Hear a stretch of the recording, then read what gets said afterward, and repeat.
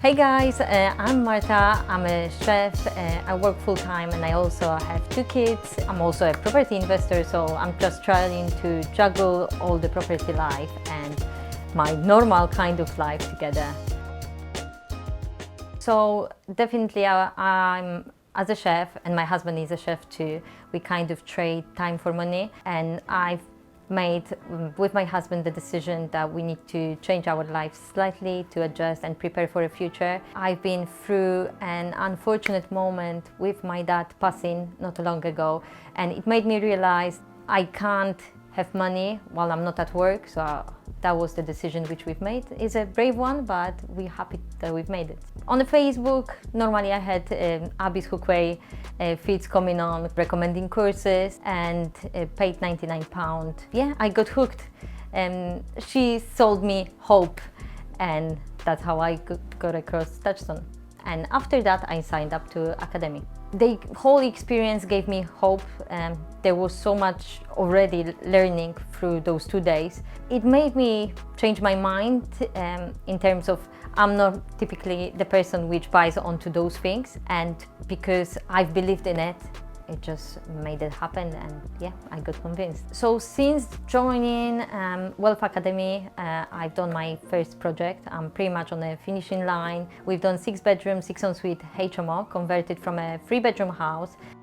So we bought the house for 122,000. We've spent on it with bridging finance, all in 282,000, and we're looking for valuation of 360 to 370. So we're gonna leave in a deal about 20,000, which we should be have back in about a year. So yeah, I'm excited about that. We bought the house on a bridging, which wasn't as straightforward. Me and my husband been going through this in details for so many months. I was like, how come we need to give back so much? It's just so expensive and constantly going through, but at least they have something what we don't have, which is the money. So that's why we went for bridging. We've also raised equity from our own house, which gave us 40,000, good to start. And with 40,000, actually, yeah, you can buy and do a HMO. We've struggled a bit with refurbishment money because we didn't go for development finance, but I've managed to source investors. I found one investor through Touchstone Academy, and another one from a local networking.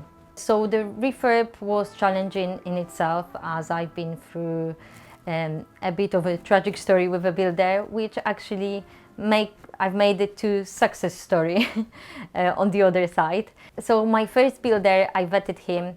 I had many other builder teams coming into the project and quoting me and talking to them. And this builder seemed the best one out of 6 which I've checked. Was everything okay? Communication was well. And I guess that was the problematic part, because he was always positive about everything, whatever I said, and that should be a red flag, which I didn't notice. But 2 months in a project, everything was kind of slow, and because he started to having health problems, I gave him a bit of a room to breathe.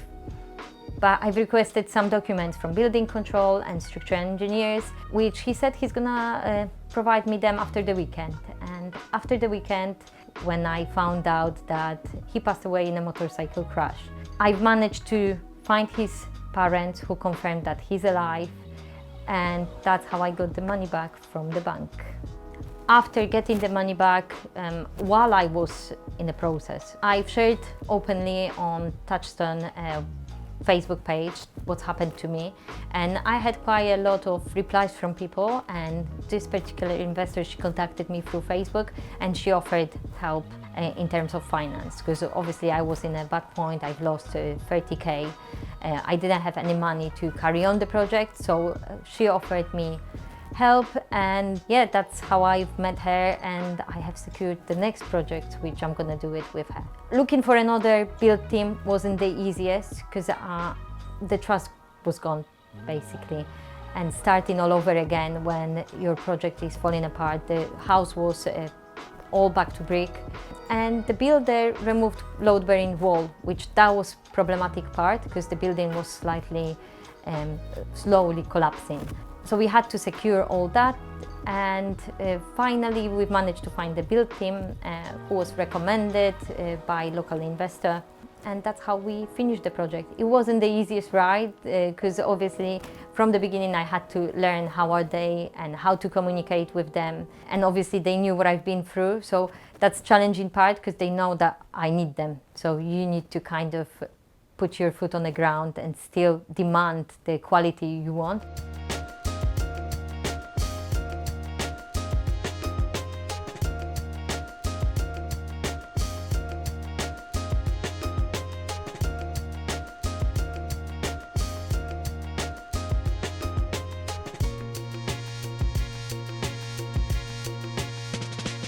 But yes, we are where we are and they're happy with the project. I've sent them videos, so they are very pleased.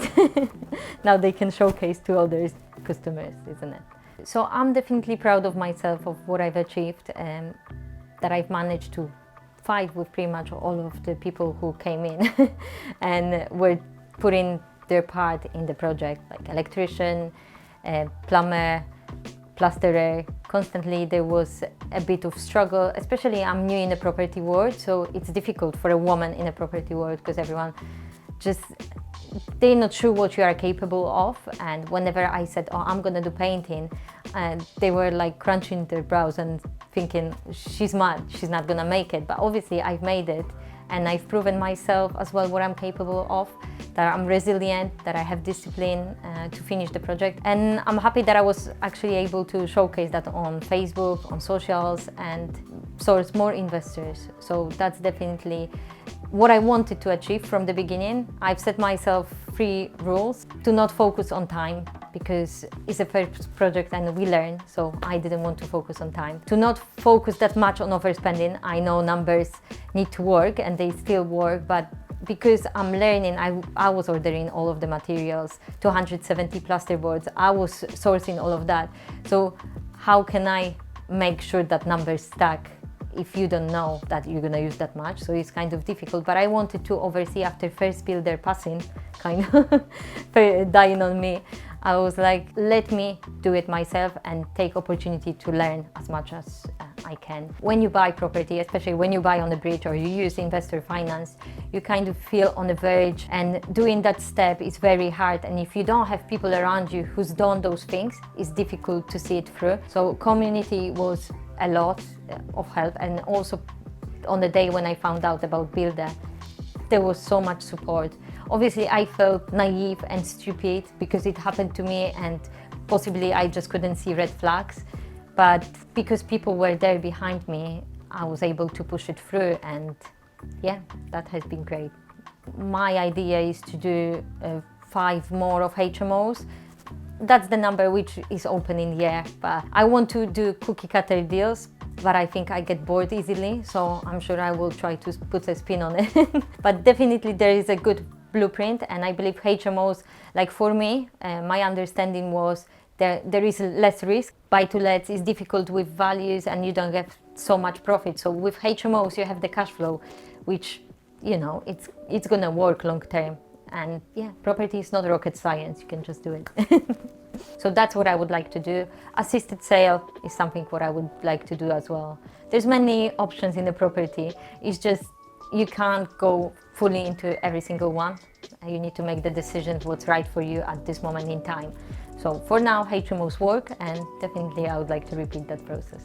But I need to choose my own path, because I don't know whether I want to quit my job and go full-time into property, but then it's going to be trading again, a bit of time for it. So I try to focus on one task, because there's so many bridges to cross along the way that you're gonna go crazy. So work definitely on volume, because at the beginning you normally don't have the skill set, and that's where the difficulty comes. But work on your skills, volume, do it day in, day out, persistently, and that's how you're gonna come in on the other side with investment, and you start learning, you know, on the go. Hopefully I'm gonna have a bit of rest after this project and I give a bit of my time to kids. I need to figure out the fundamentals of my business and where I want to go, because there's so many doors which kind of open, but I need to decide what's best for me in terms of time and how I want to manage the properties, because at this moment I'm managing this HMO myself. But whether that's the right route, I'm not sure yet. I want to build more,